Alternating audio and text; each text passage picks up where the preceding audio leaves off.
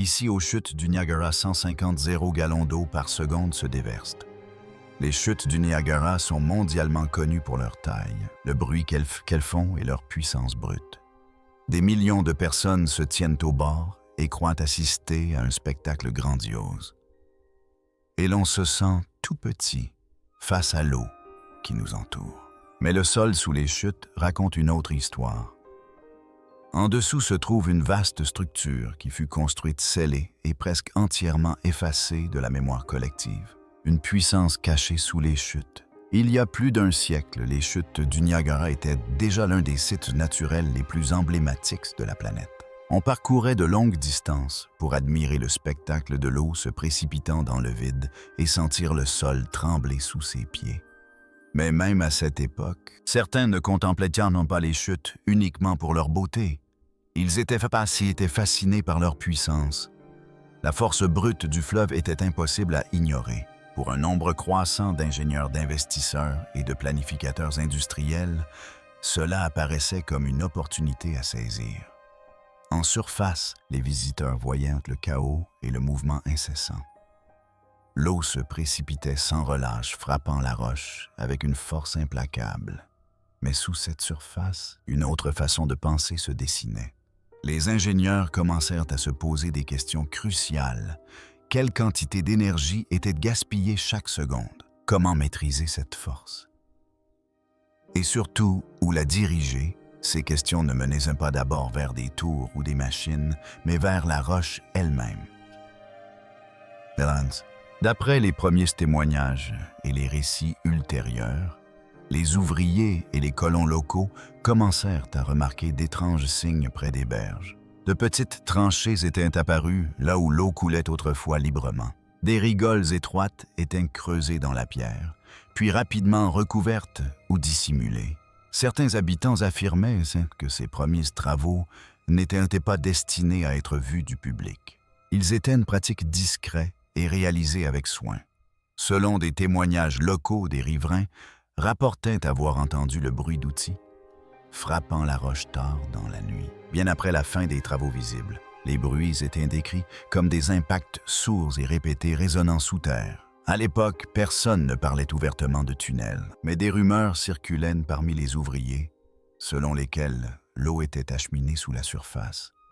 Les premiers efforts pour exploiter la cascade furent prudents. Il n'y avait encore aucune structure imposante, ni aucun grand projet dévoilé au public. On se contenta de creuser de petits conduits dans la roche pour tester différentes méthodes de redirection de l'eau. Ces premiers chenaux étaient un peu profonds et de portée limitée, mais ils ont prouvé un point crucial, le fleuve pouvait être maîtrisé. Une fois cette idée assimilée, la peur et l'enthousiasme se sont mêlés. Certains s'inquiétaient des conséquences qu'une telle intervention sur une force naturelle aussi puissante pourrait engendrer. D'autres entrevoyaient profit et progrès à portée de main. Au fil des ans, ces modestes changements commencèrent à s'accumuler. Le paysage autour des chutes du Niagara ne se transforma pas d'un coup. Il se modifia lentement et méthodiquement sous les usines, les sentiers et les terrains vagues. La roche était découpée morceau par morceau. D'après certains témoignages, les ouvriers ignoraient souvent la véritable finalité de leur fouille. Ils suivaient les instructions, taillaient la pierre et poursuivaient leur travail, sans se douter qu'ils contribuaient à un projet bien plus vaste. Cependant, ces premiers efforts ne se sont pas déroulés sans résistance. D'après des rapports ultérieurs et des témoignages locaux non vérifiés, nombre de ces petits ouvrages souterrains se heurtèrent à de sérieuses difficultés. La pression de l'eau était difficile à prévoir et certains des premiers canaux furent inondés peu après leur creusement. Dans d'autres cas, des pans de roche s'affaiblirent ou se déplacèrent, obligeant les ouvriers à sceller les passages et à les abandonner sans outils adaptés ni plan précis à long terme. Ces premières expériences ralentirent. Elles ne disparurent pas, mais s'estompèrent. Tandis que les explorateurs et colons européens poursuivaient de la cartographie de la région et la documentation de ses caractéristiques, leurs écrits témoignaient à la fois de la crainte inspirée par les chutes et de l'intérêt croissant pour leur potentiel. Ces écrits allait bientôt guider les premières tentatives sérieuses de transformer Niagara en une force industrielle, repoussant l'activité humaine toujours plus profondément sous la surface et préparant le terrain pour tout ce qui suivit. Découverte européenne et prémisse de l'industrie. Lorsque les explorateurs européens atteignirent les chutes du Niagara pour la première fois, ils ne se préoccupaient pas d'industrie. Ils cherchaient à comprendre ce qu'ils voyaient. En 1678, l'explorateur français le père Louis Hennepin publia l'une des premières descriptions écrites des chutes. Il les décrivit comme violentes, impressionnantes et difficiles à appréhender. Son récit mettait l'accent sur leur ampleur et leur force. L'eau ne s'est pas contentée de tomber. Elle s'est abattue avec une telle force qu'il était convaincu qu'on ne pouvait trouver un tel spectacle nulle part ailleurs au monde. Pendant de nombreuses décennies après ce premier témoignage, les chutes du Niagara sont restées quasiment intactes. De petits villages se sont formés à proximité, mais leurs habitants restaient prudents. Le fleuve inspirait à la fois respect et crainte. Les premières communautés de part et d'autre de la frontière vivaient de la pêche, du commerce et d'une agriculture rudimentaire. Les chutes étaient admirées de loin. On savait que le fleuve était puissant, mais on ignorait encore comment maîtriser cette force de manière sûre et durable. Au 18e siècle, cette attitude commença à évoluer. Avec la croissance démographique et l'expansion des industries, les colons se mirent à expérimenter des moulins mécaniques. Ces premiers moulins ne reposaient pas sur des systèmes souterrains. Ils utilisaient des canaux d'irrigation à ciel ouvert et des dérivations peu profondes qui détournaient une partie du débit de la rivière. Des conduites en bois et des canaux à ciel ouvert acheminaient l'eau vers de simples roues à aubes. Ces structures étaient faciles à construire et à réparer, mais elles étaient limitées. Elles ne pouvaient pas supporter des opérations de grande envergure et étaient vulnérables aux dommages. Face à la demande croissante, les propriétaires d'usines ont réclamé des solutions plus fiables. Certains exploitants ont commencé à creuser de courts passages dans la roche pour acheminer l'eau directement dans les fosses des roues.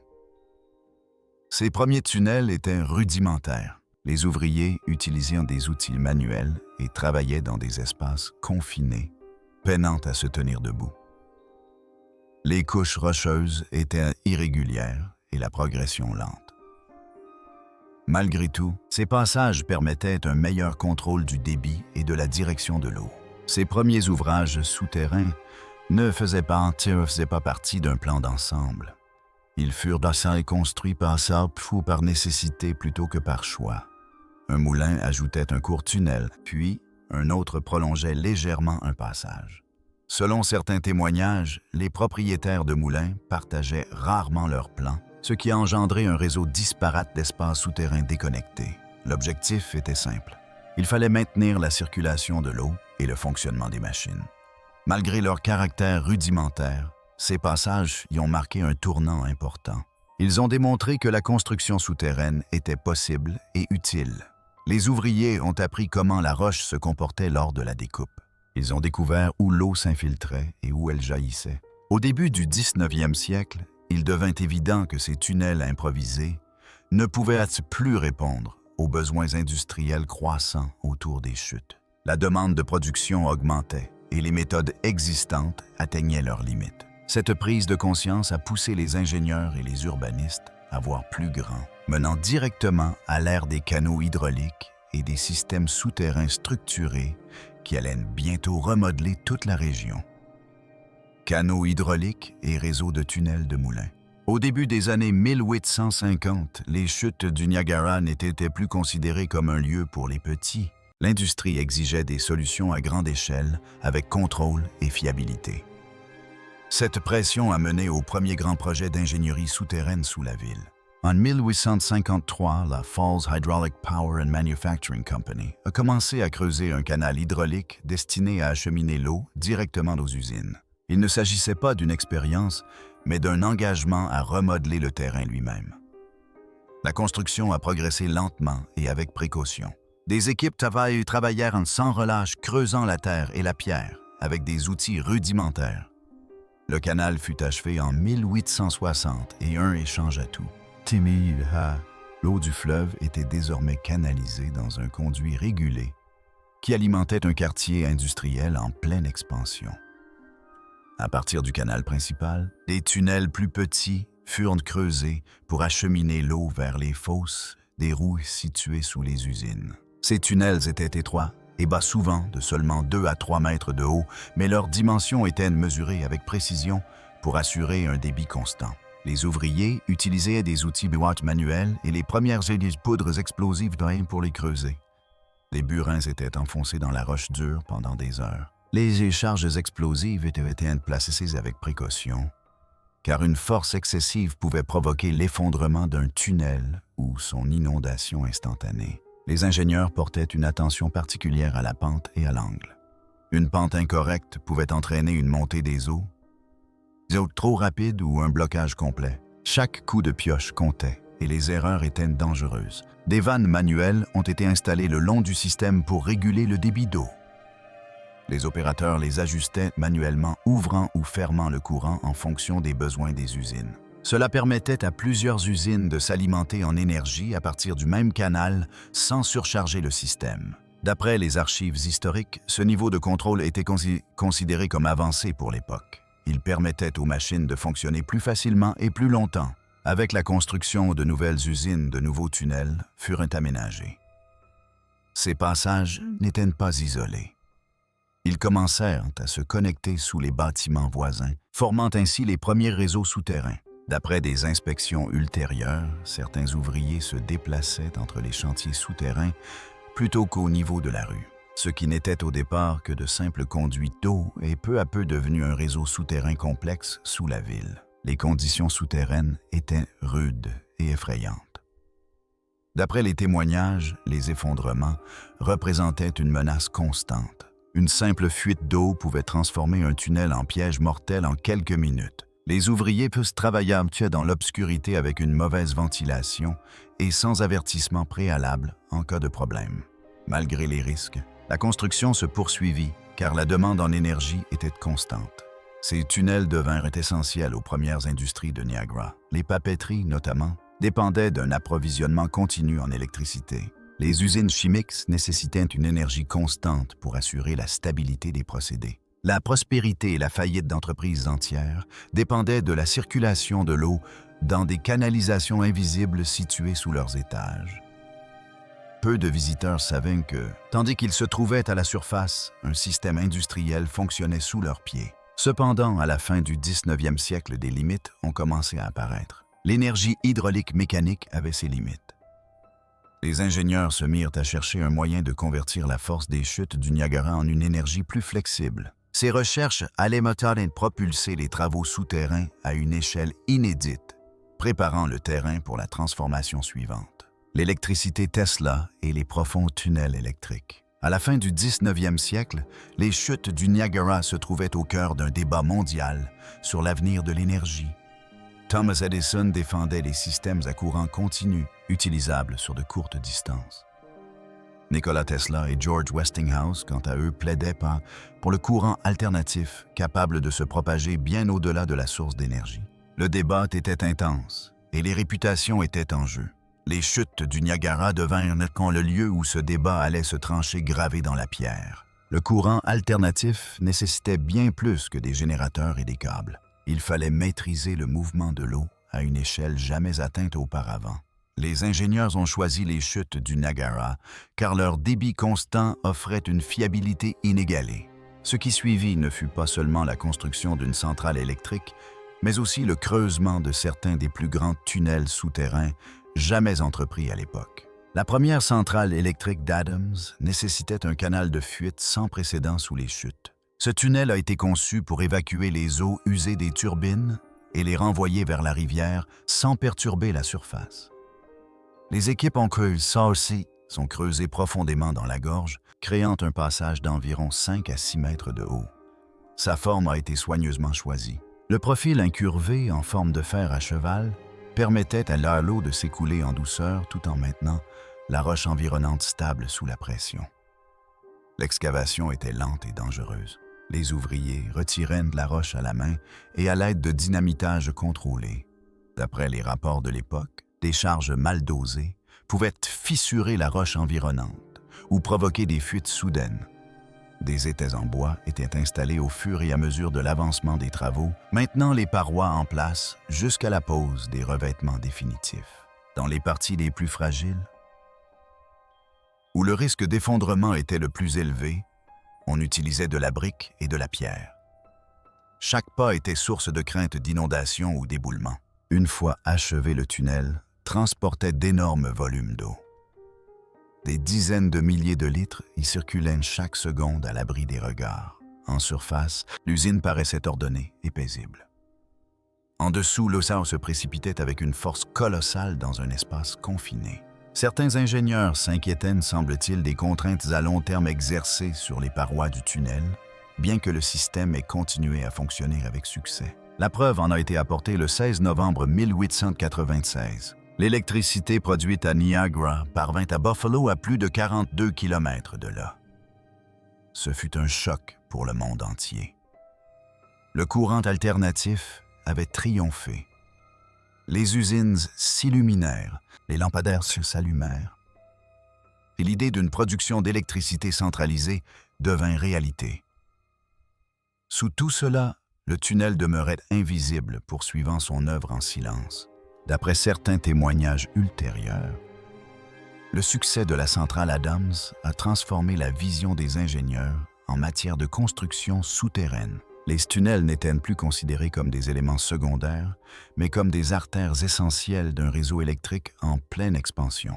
Niagara ne se contentait plus de façonner l'industrie, mais influençait également les villes bien au-delà de ses limites. Pourtant, cette transformation ne s'est pas arrêtée à la frontière qui traverse directement le fleuve et les chutes. Le fleuve Niagara était partagé entre deux pays, et tout détournement d'eau important d'un côté a des répercussions sur l'autre. Avec l'expansion de la production d'électricité sur la rive américaine, les ingénieurs et les responsables canadiens ont suivi la situation de près, conscients que le débit du fleuve ne pouvait être considéré comme acquis. D'après les archives historiques, cette prise de conscience a incité le Canada à planifier ses propres réseaux souterrains pour s'assurer l'accès à cette même eau. Ces projets ont permis de creuser des tunnels plus profonds et plus larges sous les chutes, agrandissant discrètement le réseau caché d'une manière que peu de personnes à la surface ont jamais remarqué. Expansion canadienne et tunnels hydroélectriques de l'Ontario. Au début du 20e siècle, le Canada a compris que la maîtrise du débit de la rivière Niagara était essentielle à son développement industriel. La Compagnie d'électricité de l'Ontario a entrepris un projet d'envergure en 1904, la construction d'une centrale hydroélectrique près des chutes Horseshoe. Il ne s'agissait pas d'un projet mineur. Le plan reposait sur un vaste réseau souterrain de tunnels acheminant l'eau vers des turbines situées profondément sous la surface. Contrairement aux tunnels américains plus petits, ces conduites canadiennes furent construites dans un souci d'envergure et de pérennité. Les ingénieurs ont coordonné plusieurs points de fouille afin d'accélérer les travaux. Les équipes sont creusées à partir de puits d'accès le long du tracé prévu du tunnel, tout en commençant simultanément les travaux au niveau des prises d'eau situées en bordure de rivière. Selon les rapports, cette opération a nécessité une planification minutieuse afin d'éviter les effondrements et de garantir une gestion précise du débit d'eau. Chaque section du tunnel devait répondre à un cahier des charges strict pour maintenir une pente constante et prévenir les inondations. La géologie locale présentait à la fois des avantages et des contraintes. Les couches supérieures de doomite offraient un support naturel solide pour les larges tunnels. En dessous, les strates plus tendres étaient sujettes moins aux mouvements et à l'érosion. Pour y remédier, les ingénieurs ont renforcé les zones vulnérables par des revêtements de briques et de béton. Ces renforcements ont été mis en œuvre avec minutie couche par couche, afin de garantir la résistance des tunnels à la force considérable de l'eau qui les traversait. Le tunnel principal s'étendait sur plus de 600 mètres de long. Des galeries latérales alimentaient 15 tubes d'aspiration des turbines situées sous la centrale hydroélectrique. Des vannes en acier installées au point d'entrée permettaient aux opérateurs de contrôler le débit d'eau, de réguler la pression et d'assurer le fonctionnement optimal des turbines. D'après certains témoignages, les tunnels pouvaient transporter pouvaient transporter des dizaines de milliers de pieds cubes d'eau par seconde sans interruption. Leur construction reposait en grande partie sur la main-d'œuvre humaine. Des ouvriers immigrés, notamment italiens, polonais et hongrois, effectuaient de longues journées de travail, éclairés uniquement par des lanternes. Ils utilisaient des outils manuels pour percer, buriner et façonner la roche. Certaines sections étaient dynamitées à l'aide d'explosifs primitifs, ce qui exigeait une grande précision dans le déclenchement des tirs afin d'éviter des effondrements dangereux. Le travail était épuisant, physiquement exigeant et périlleux. Pourtant, le tunnel prenait forme progressivement sous la surface. Une fois opérationnels, ces tunnels alimentaient en électricité non seulement la centrale hydroélectrique, mais aussi les usines, les réseaux de tramway et les réseaux électriques du sud de l'Ontario. Ce réseau permet au Canada de rivaliser avec les États-Unis en fournissant une électricité fiable à une région en pleine industrialisation. Malgré l'envergure et la sophistication du projet, le milieu du siècle apporta son lot de défis.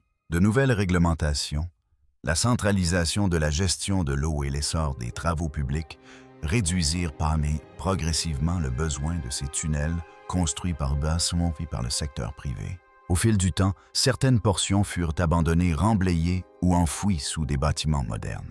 Aujourd'hui, une grande partie de ces premiers ouvrages demeure cachée, une strate oubliée sous la ville que peu de gens ont la chance de voir. Cette disparition discrète prépara le terrain pour la phase suivante de l'histoire souterraine du Niagara, où des tunnels encore plus vastes et complexes allaient être construits avant de connaître leur propre déclin. Déclin et vaste réseau de tunnels abandonnés.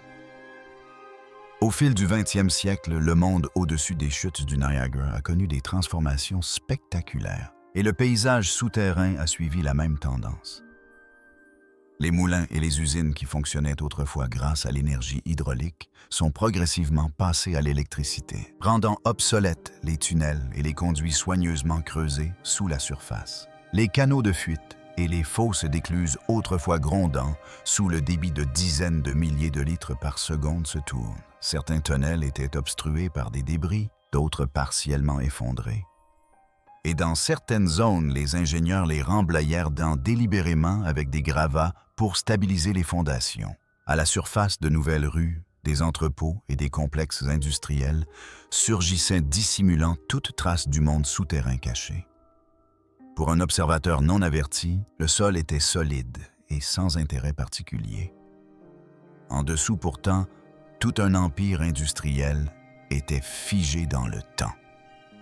Pendant des décennies, personne ne s'aventura dans ces tunnels. Les accès d'étincelles inondés et dangereux. Des rumeurs circulaient parmi les habitants évoquant des chambres souterraines, des passages perdus et d'étranges échos qui résonnaient dans la nuit. Des murmures de pièces secrètes, de machines effondrées et d'outils oubliés alimentaient un mélange de peur et de fascination. Certains affirmaient avoir aperçu des ombres se mouvant à travers les fissures de la gorge, sans que personne ne puisse confirmer ce qui se cachait en dessous. Le réseau devint le sujet de légendes urbaines, des histoires transmises avec précaution d'une génération d'ouvriers à l'autre.